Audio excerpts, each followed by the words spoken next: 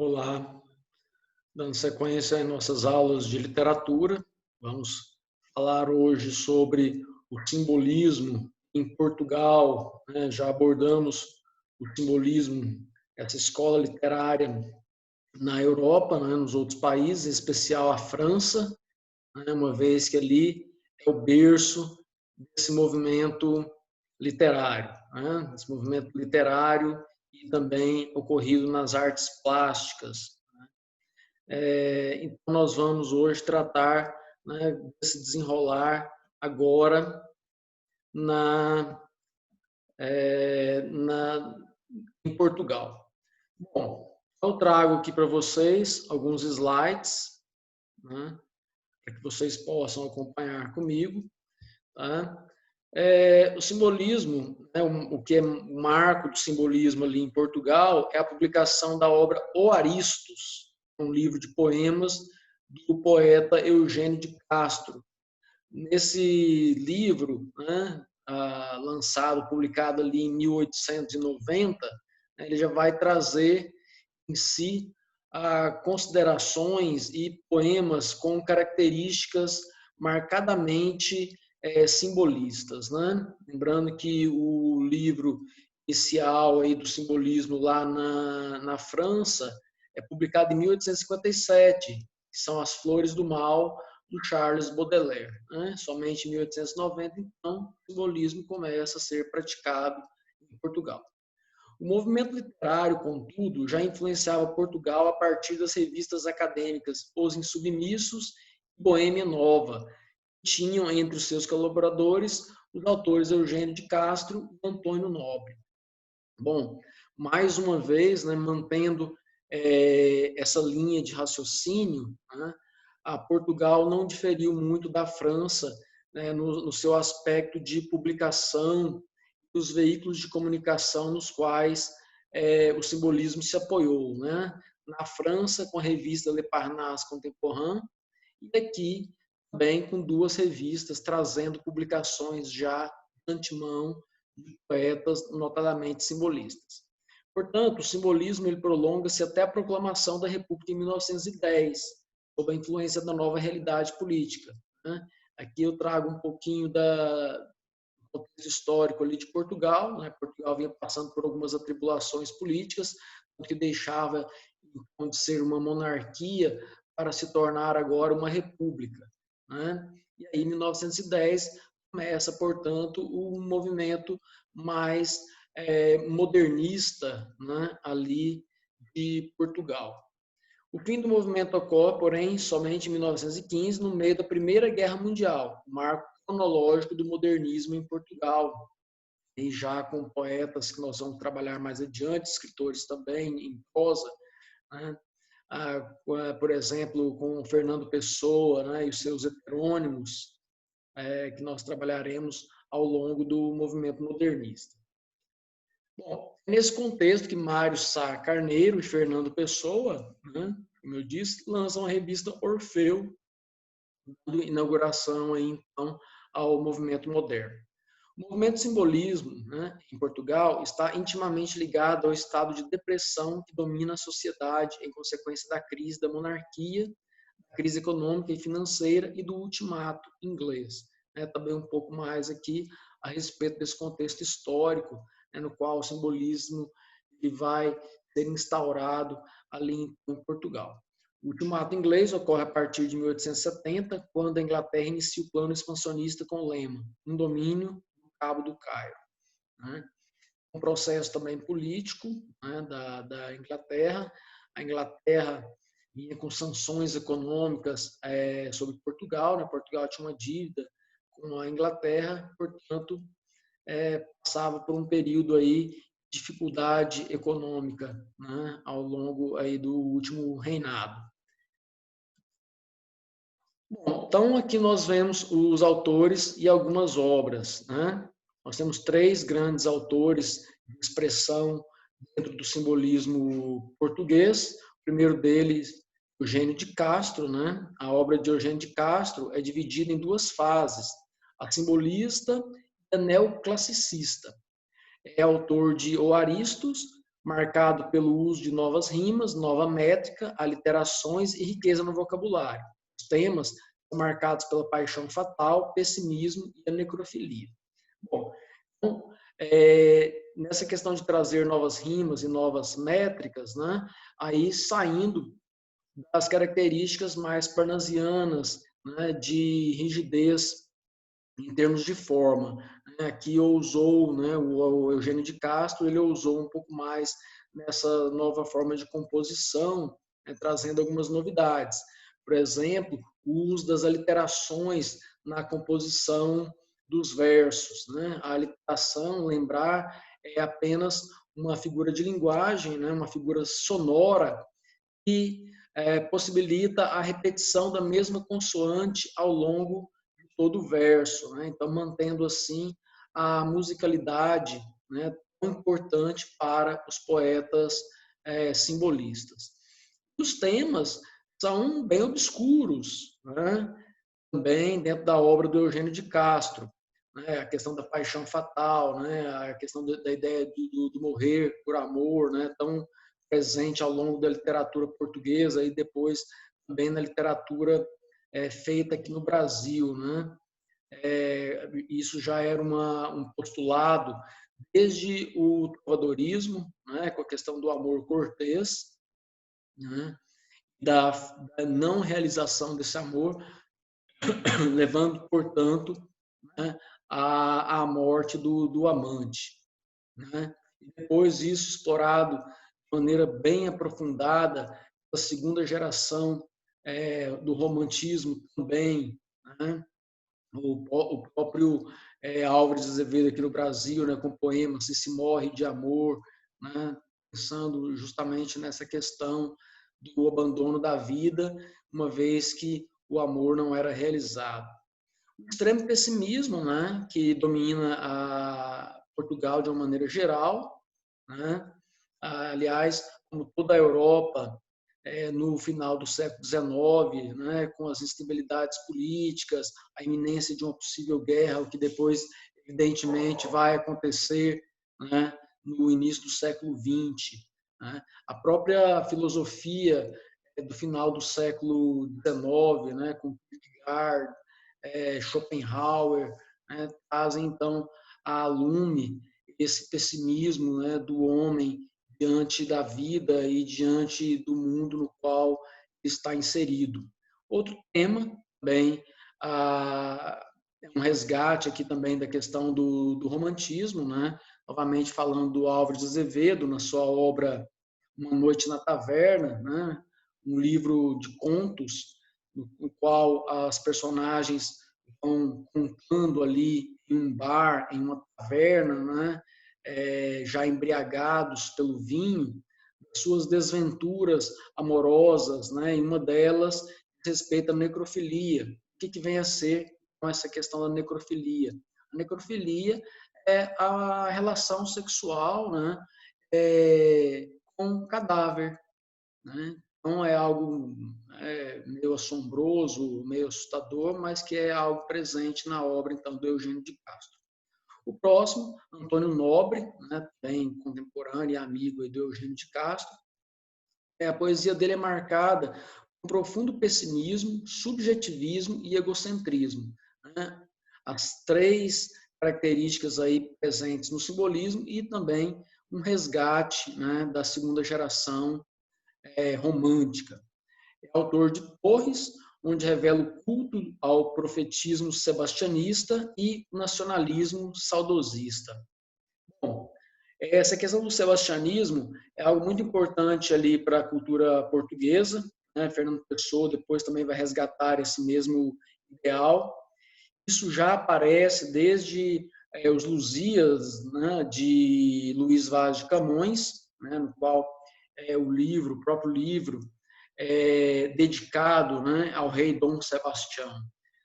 Esse profetismo sebastianista diz o seguinte: o rei Dom Sebastião, né, o rei menino, foi um grande rei em Portugal, no momento que Portugal estava partindo aí para os grandes descobrimentos, né, com um poderio econômico muito forte, e uma esquadra, né, marítima também muito poderosa. Então, só que Dom Sebastião ele acaba se perdendo, né, na batalha de Alcácer Quibir, né? O corpo dele nunca foi encontrado. Então, a, a própria crença, né, portuguesa é que um dia Dom Sebastião, né, vai voltar, né, e novamente reinar sobre Portugal, levando mais uma vez Portugal a um grande poder novamente. Né? Esse mito não é uma novidade, ele já é um mito construído a partir, né, da própria perspectiva dos mitos arturianos, né, das lendas do rei Arthur. Né? Rei Arthur, da mesma forma, ele é morto em batalha pelo próprio filho, né, o Mordred.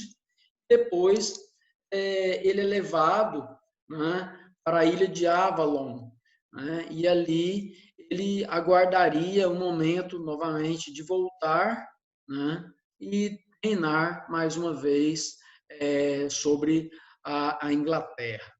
Enfim, e essa questão do nacionalismo também, né, muito presente tanto na literatura portuguesa quanto brasileira, também, mais uma vez, um resquício forte aí do movimento romântico, sobretudo da primeira geração romântica. Né?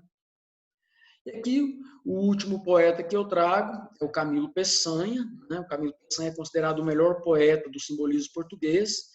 Ele é autor da sua obra-prima, né? Clepsidra. Né? Clepsidra é um relógio de água, onde expressa o pessimismo, né? Que é característico do movimento simbolista, como nós já abordamos então.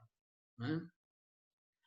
Bom, agora eu trago para vocês um poema do Camilo Peçanha, né, e uma análise desse poema também. O poema chama-se Violoncelo. Então a gente já começa pelo título aí, né? Violoncelo é um instrumento musical, né, com timbre grave, né, muito sorumbático, muito triste até, né, muitas vezes associado à questão do gótico, a despedidas no cemitério, né, esse tipo de situação. E também, mais uma vez, a presença, né, da musicalidade, da questão da música, né, importante aí para os poetas simbolistas também. Né? Então, o poema diz o seguinte: chorai arcadas do violoncelo, condicionadas, pontes aladas de pesadelo, que esvoaçam brancos os arcos, por baixo passam, se despedaçam no rio os barcos. Fundas soluçam caudais de choro, ruínas, ouçam, e se debruçam, sorvedouro. Temos astros, soidões lacustres, lemes e mastros, e os alabastros dos balaustres. Urnas quebradas, blocos de gelo, chorai arcadas do violoncelo despedaçado. Né? Olha só a analogia, né, que ele vai fazer aí com o violoncelo, e a questão mesmo marítima, né, de profundidade, né, de som. A gente tem aqui, por exemplo, algumas situações, né, de assonância, né, que é a repetição da mesma consoante ao longo dos versos, aquele verso ali, e os alabastros dos balaústres, né, a repetição dos as, né, dos os, ali justamente buscando essa sonoridade. Né? É um poema que traz também uma rima, né? Ele é rimado, né? Também buscando, mais uma vez, essa presença e essa associação com a música. Né? Então, diz assim, essa análise feita, né, desse poema. Realizando as anotações semânticas do poema, nos veremos diante da alma da criação, baseado em comparações, né, apoiadas em contiguidades e figurações sinestésicas, né, ou seja, essa mistura, nessa confluência de sentido. Essa é construir um dos marcos do simbolismo português. As metáforas sucedem na construção do concreto, pensando a denotação e sugerindo, mediante as figuras de expressão, os significados que o leitor deve alcançar. Ou seja, né, dispensa a denotação. O que é a denotação? A denotação é o sentido literal da palavra. Então, um poema calcado, sobretudo, na conotação, no sentido figurado, alegórico, né, que é essa reunião de metáforas, então, que os versos podem sugerir. Peçanha não faz concessões para uma leitura confortável. Ele eleva o seu leitor à condição de conquistador. Ao desfigurar o denotativo do poema, a alternativa que resta ao leitor é a intuição e o tirocínio, né, para realizar as relações mínimas que o texto impõe.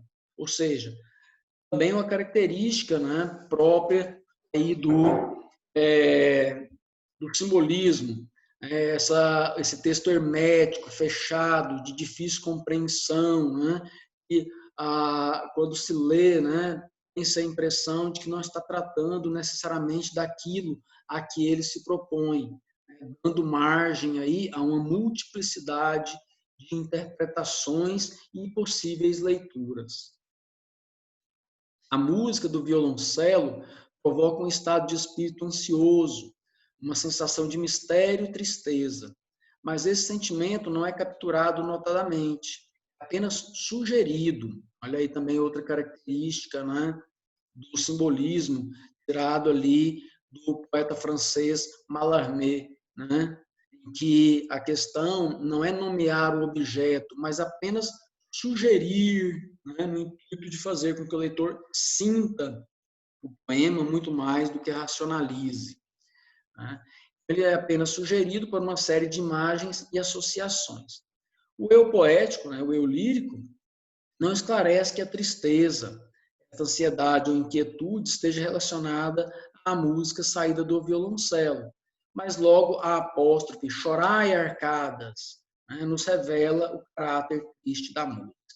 Né? Então, o choro, né, aí ligado, né, à ideia de tristeza. Ele não fala que está triste, né, mas se chora, uma das possibilidades é justamente a tristeza. O poema assenta numa intuição associativa que liga o som grave do violoncelo ao sentimento de dor e de mistério. Arcadas designa o movimento do arco sobre as cordas, né? O violoncelo é um movimento que se toca com um arco, né? Similar ao violino, mas muito maior, né? Quando o som é muito mais grave. E ainda o sentido de arcarias, né? Arcadas, por associação, trouxe a imagem de pontes, também são arcadas, ou seja, aquilo que estabelece um elo, aquilo que liga, né, um lugar e outro. Né? No sentimento do poeta, esse violoncelo vai fazer essa ligação com os elementos que o rodeiam, que o cercam.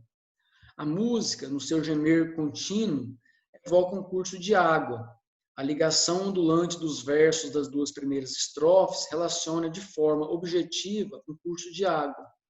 Os adjetivos convulsionadas e aladas vêm dar a pontes a sugestão de arco, do arco que voa e provoca o vibrar das cordas. O pesadelo aqui, então, né, vem acentuar o movimento febril e ansioso que se inicia com os adjetivos anteriormente citados. Né, convulsionada, aquilo que está sofrendo convulsão. Né, o poeta Rimbaud usava muito também essa expressão. Né, e alado, aquilo que tem asa, que permite voar, ou seja, sair do chão, né, alcançar o etéreo, alcançar o céu. Né, a ideia de asas também, ao mesmo tempo que se liga a uma mitologia greco-romana, né, com a construção do mito, né, de Ícaro, aquele que ganhou asas, né, e pôde voar, né, acabando, infelizmente, em tragédia o seu voo. Né, assim também liga-se a uma religiosidade cristã, né, com a associação com anjos, também uma figura espiritual, etérea, né, que não está na mesma condição que os demais seres humanos. Né? Enfim, na segunda estrofe, Já se fala dos arcos, das pontes. Atentemos para a analogia e contínua associação de palavras e conceitos, como o arco sobre as cordas, também as pontes aladas, e os seus arcos esvoaçam. A sensação do rio corrente nos parece mais clara. Por baixo passam, se despedaçam no rio os barcos. Né? Também aí é algo muito presente, né, na cultura portuguesa, essa vida marítima, né? Portugal é banhado ali pelo Oceano Atlântico, né? E, como eu disse anteriormente, um passado histórico muito calcado na questão das navegações, né? Das navegações marítimas. Acentua-se agora mais a impressão da tristeza. Chorar em arcadas, repete-se, intensificando em fundos, soluçam. Não só o sentido do verbo mais forte e os timbres mais escuros, mas também o modo do verbo se modificou, acentuando agora a realidade presente, avassaladora do som, né? O som do violoncelo como algo destrutivo, como algo que corrompe, né? Enfim, há a impressão de que a noite paira na poesia. Já se não vêem arcadas brancas na ponte, nem barcos passando. Ficou apenas o rio agora transformado em caudal, né? E é impossível uma localização fixa no espaço e no tempo. As correlações e analogias produzem apenas a inexorável sensação de fluir. Mais uma vez, né, a mesma característica aí do simbolismo, a questão da solidão, né? Tudo mais deixou de existir, né? Apenas o rio passando ali, é, com o seu som, né, arrolando, né, nesse caudal, né, da natureza, né, sem que necessariamente esteja ligado a qualquer dependência, né, de outra coisa para poder existir. Né? E seu som ele emerge sozinho, único, né, e arrebatador também. Né? As arcadas foram primeiro do violoncelo, depois arcos de pontes e agora são de novo o correr do arco sobre as cordas, onde brotam caudais de música triste, né? Choro. A poesia carrega-se mais de amargura. Ruínas, ouçam, se debruçam que sorvedouro, né? Sorvedouro, aquele lugar onde se perde, né? No rio, redemoinho, onde as coisas afundam e não voltam mais a aparecer.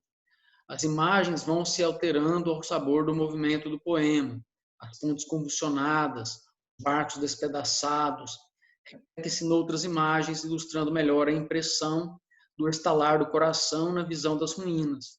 Uma sensação de distância, profundidade, engrandece a ideia de caudal e enquadra-se no sentido profundo de todo o poema. Subitamente, o movimento parece afrouxar. As frases perdem o verbo e suprimem a ação. Figura-se que os arcos deixaram de correr sobre as cordas. A música vai desaparecendo e novamente tomada, então, pelo silêncio.